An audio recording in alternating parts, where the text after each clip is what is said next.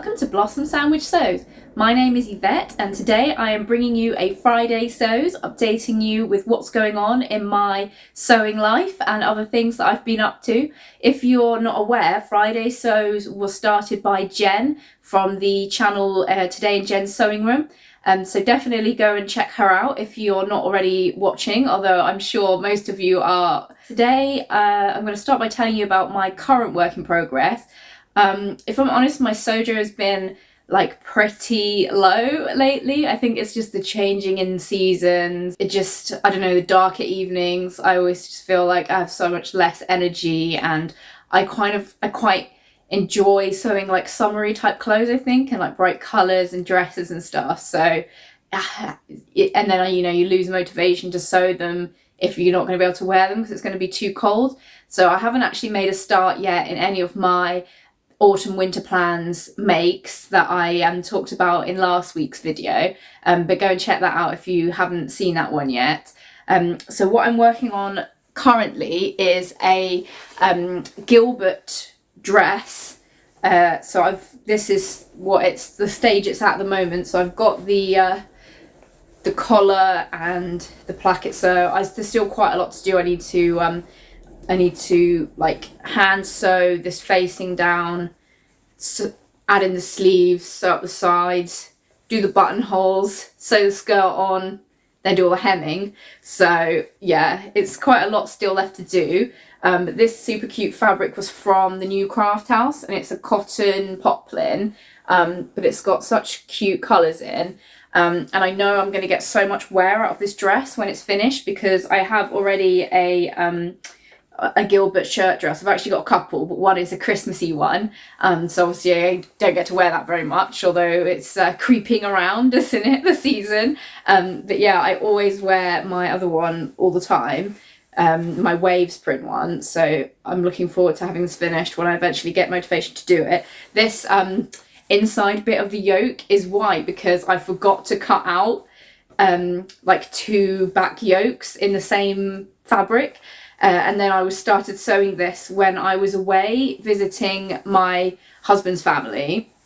I took my sewing machine and all my stuff with me, which was not exactly travelling light, but it was quite good to do some sewing somewhere else. It was like a little sewing holiday. So yeah, I've made a good start on this, but I haven't done any work on it yet this week. Just trying to, you know, catch up on work and doing other stuff at the moment.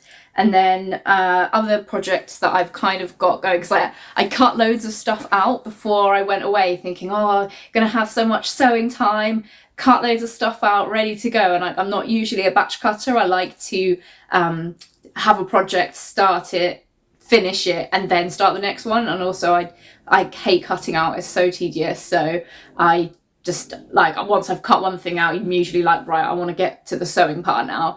But I cut out a few things, or like prepared a few things to take with me so that I wouldn't, you know, run out of stuff to do. But then I didn't actually do that much while I was there. So I also cut out a few patterns while I was there. So I cut out the sagebrush top, which is by Friday Pattern Company, and also I cut out the Ilford jacket, which I mentioned in my previous video that I want to make out of this green fabric that I've got. So at least like now that the pattern pieces are cut out, I'm like one stage ahead of that with that project. And then I also have cut out in my little project bag here just a toile of the Chandler Pants. I'm going to give those another go after like at least a year ago I tried them and they just didn't fit me very well. So I've tried just like doing a few adjustments, like reducing the rise and just tapering them a bit more.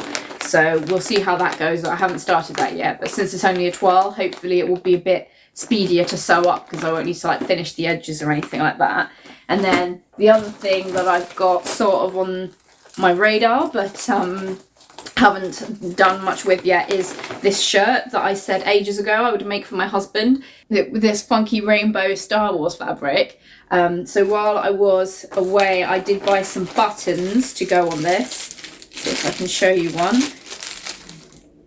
So I got these red buttons that I think match quite well with the red in the rainbow. So if I can get them on the background is more navy than black, so I think they'll stand out quite well if I can get the bottom placket down a dark bit, and also if I can manage to cunningly cut it so that it's like the edge is down this like line, so then I won't have to match. This is something I'm thinking, but yeah, I've got sort of stalled with this project because I did a full bicep adjustment on the pattern, so I'm using the, what's it called? It's like the Thread Theory Fairfield Shirt, something like that. I'll put it in what it's called. It's like my only men's pattern that I have, but I got that for my husband, and I picked the size, but I had to do a full bicep adjustment. I just made him up a little, just the sleeve, just to see if he could get his arm in. So I made the sleeve a bit bigger, but I just need to check like the arm side, if I need to like lower that to get more room, because obviously where I've added in some width here, it's made the sleeve head a bit wider. So yeah, I might need to do some adjustments on that pattern. I need to measure the stitching line on the sleeve head and the arm side, just to see how close they are in measurements, to see if it would be like easable in, or if it would be better to just change the shape of the arm side. I think you can just lower it a bit to make the hole a bit bigger. Yeah, so I'm not very good at like easing in sleeves anyway, so I feel like having to do less easing would make it easier for me to sew, if that makes sense. So yeah, that's something I'm still need to work on the pattern, and then I can cut it out, and then I'll probably have the conundrum of figuring out how I'm going to cut it out. So yeah, hopefully I'll make it for him by Christmas, but yeah, we'll see. I feel like it's kind of difficult to get motivated with stuff to sew for other people. Okay, the next thing that I wanted to talk about was this fabric, which I mentioned in my video with my autumn winter plans last week.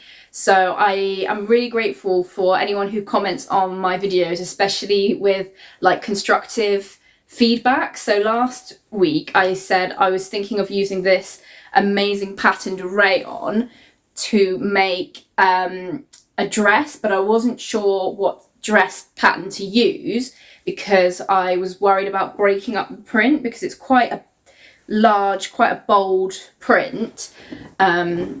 So obviously I want the print to be able to shine and not get cut up too much and sort of lose the design of it. So originally I was thinking of doing something like an indigo dress or something like that with a gathered skirt. But then from the comments in my last video, everyone was like, stay away from the shirt idea and try and make something that breaks up the pattern as little as possible.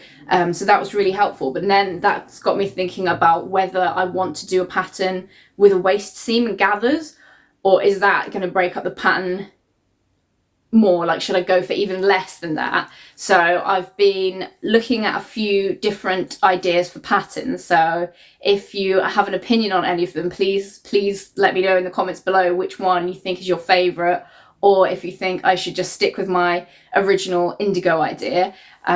So none of these are patterns that I have yet, but they're all quite ones that I think would work anyway. So the first one is a Vogue pattern, which I think is number V1799.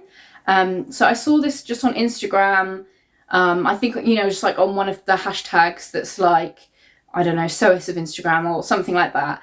But it's quite a cool pattern. So it doesn't have a waist seam, but it's got like gathers or maybe pleats at the sides, and then like an A-line shape.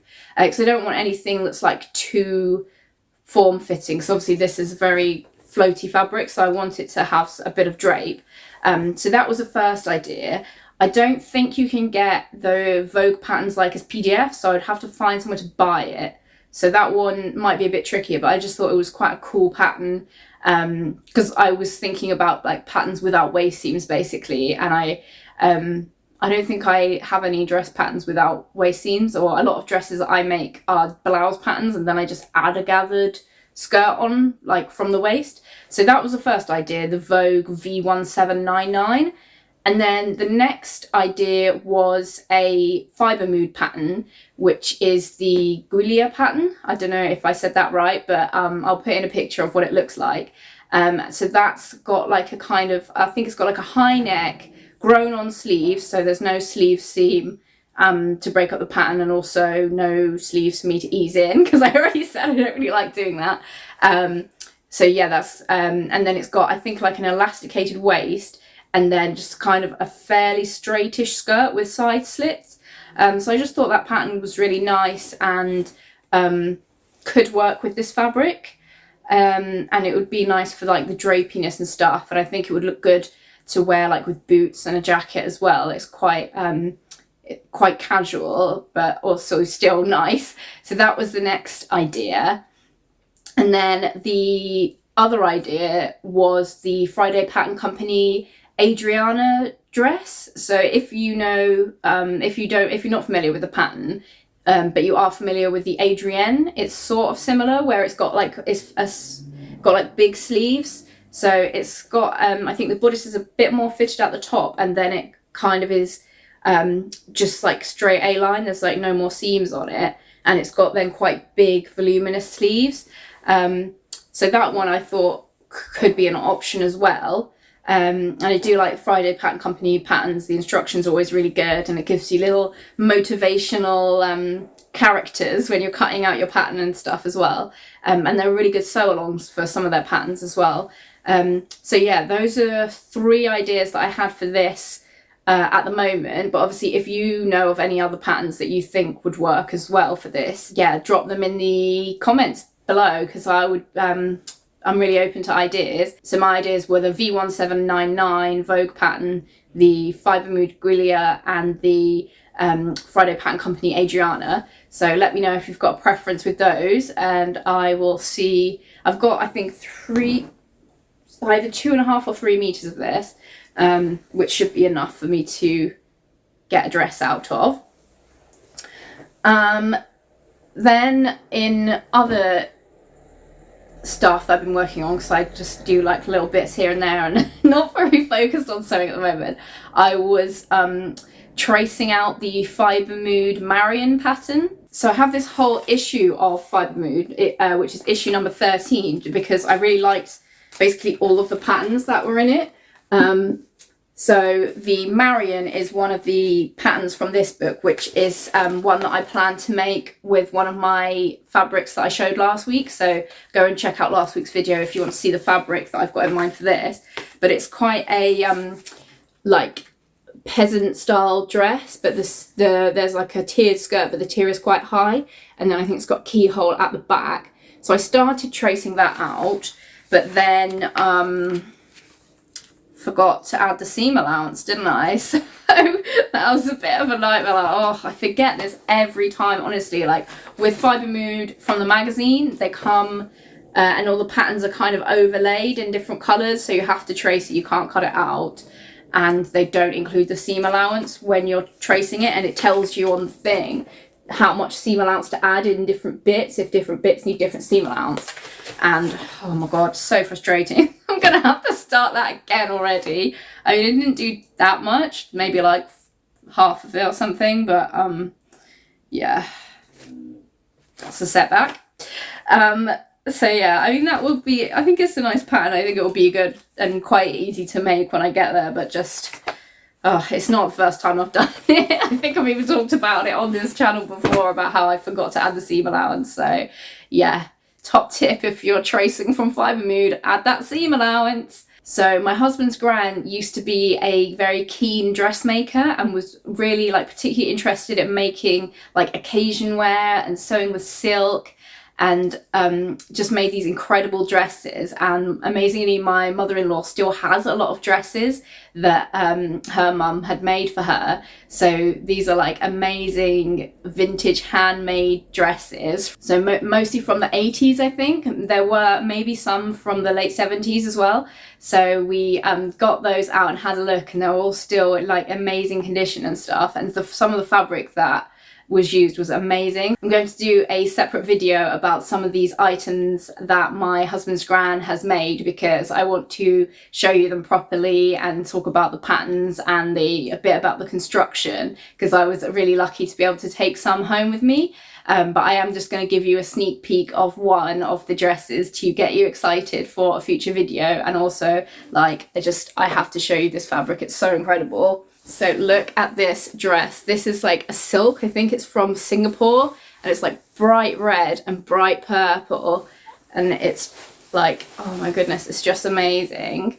So that is all handmade, and also I can just about fit in it. So yeah, I think if I wanted to wear it out, I'd need to do a few adjustments, like maybe see if I could let out the waist seam a little bit, and maybe raise the waist seam a bit higher as well, because my mother-in-law is quite a bit taller than I am. That's a sneak peek, and there are some amazing things that I'm going to show you in a future video. Yeah, so we had a really fun little like dressing up party, and it was just so like interesting to see stuff that someone else had made, because I think it brought back a lot of like happy memories for Zoe, who made the dresses, and for my mother-in-law, who obviously wore them for special occasions in her life as well. So that was really special to be part of, and now I'm gonna let you in on it as well at some point.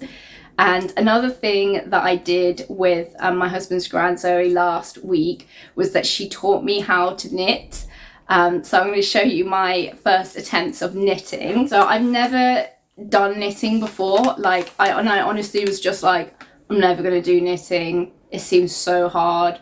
And like, I just think the idea of teaching yourself something it can be quite overwhelming for me. I know some people really like it and they love learning new stuff, but like for me, when there's like a whole hobby, you need to sort of have a small, like start small. For me, I just find it so overwhelming to have like so much out there, and you know, just like, I think even like with knitting, the motion of it, it's much easier if someone actually shows you in person how to do it, rather than trying to like read about it or watch a video or something. So here are my first attempts. So this is just a bit of standard plain knit, and then this section here is a bit of purl. So you can see a few dodgy bits where I've like dropped a stitch or something, I don't know. But overall it was pretty good. So that was my first one. And then I did, my second one was a few different stitches that I tried. So this bit is just plain knitting here, coming up from the cast on. And then this bit's like stocking stitch, where you do one row of knit and then a row of purl and then a row of knit again. And I think the stocking stitch, like the look of it is my favourite. I just really like how smooth it is.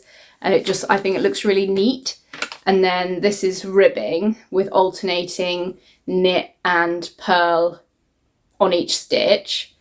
And then a bit more stocking stitch. And then this is moss stitch, which is like similar to ribbing, where you do one knit, one purl, one knit, one purl, but then instead of like all of the same ones being on top of each other, they're like alternating. So it gives this kind of interesting texture.